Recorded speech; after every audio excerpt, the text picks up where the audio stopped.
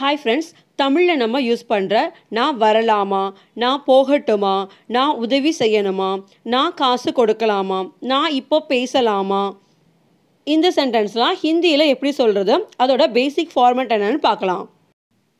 இந்த மாதிரி வாக்கியங்கள்லாம் நம்ம எப்போ யூஸ் பண்ணுவோம் பொதுவாக அப்படின்னா, மற்றவங்கள்ட்ட நம்ம அபிப்பிராயம் கேட்குறப்பையும் மற்றவங்கள்ட்ட நம்ம அனுமதி கேட்குறப்பையும் நம்ம பொதுவாக இந்த மாதிரி வாக்கியங்களை யூஸ் பண்ணுவோம்.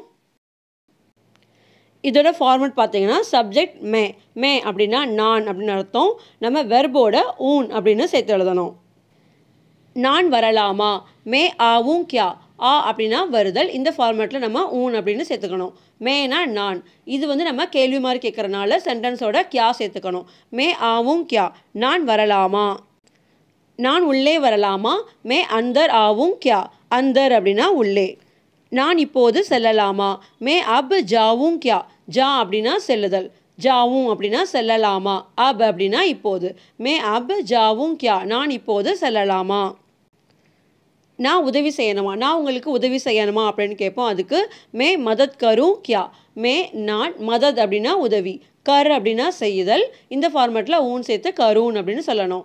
மே மதத் கரும் கியா, நான் உதவி செய்யணுமா. நான் ஒரு தடவை செக் பண்ணலாமா, நான் ஒரு தடவை செக் செய்து பார்க்கட்டுமா அப்படின்னு கேட்போம். அதுக்கு மே ஏக் பார் செக் கரும் கியா. ஏக்னா ஒன்று, பார்னா தடவை. ஏக் பார் ஒரு தடவை, செக் கரும் அப்படின்னா செய்யலாமா, கர்னா செய்யுதல். நான் கொடுக்கவா அப்படின்னு சொல்லுவோம். அதுக்கு மே தூங் கியா, தே அப்படின்னா கொடுத்தல். மே தூங் கியா அப்படின்னா நான் கொடுக்கவா. இதனுடைய பைசா நான் கொடுக்கவா. இஸ்கா பைசா மே தூங் கியா, இஸ்கா இதனுடைய பைசா மே தூங் கியா அப்படின்னா நான் கொடுக்கவா. நான் இப்போது பேசலாமா, நீங்கள் பேசி முடிச்சிட்டிங்களா, நான் இப்போ பேசலாமா அப்படின்னு சொல்லுவோம் இல்லையா. அதுக்கு அப் மே போலும் கியா. அப்னா இப்போது, போல்னா பேசுதல் சொல்லுதல், போலும் அப்படின்னா பேசலாமா. அப் மே போலும் கியா.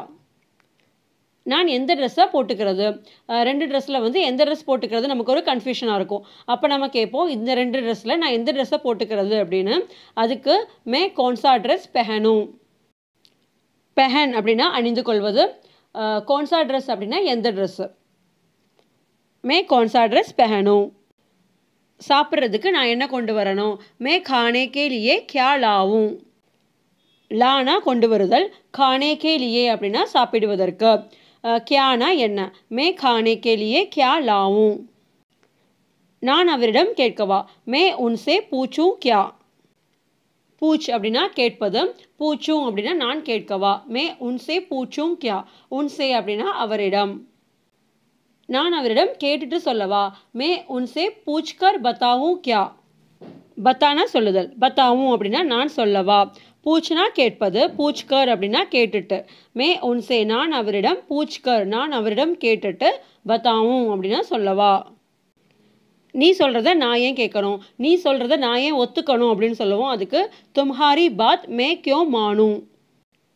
தும்ஹாரி பாத், தும்ஹாரி அப்படின்னா உன்னுடைய, பாத்னா விஷயம், தும்ஹாரி பாத் அப்படின்னா நீ சொல்கிற அந்த விஷயத்த, மே நான், கியோம் அப்படின்னா ஏன், மானும் அப்படின்னா ஒற்றுக்கொள்ளணும், மான் அப்படின்னா ஒத்துக்கொள்ளுதல், மானும் அப்படின்னா ஒற்றுக்கொள்ள வேண்டும்.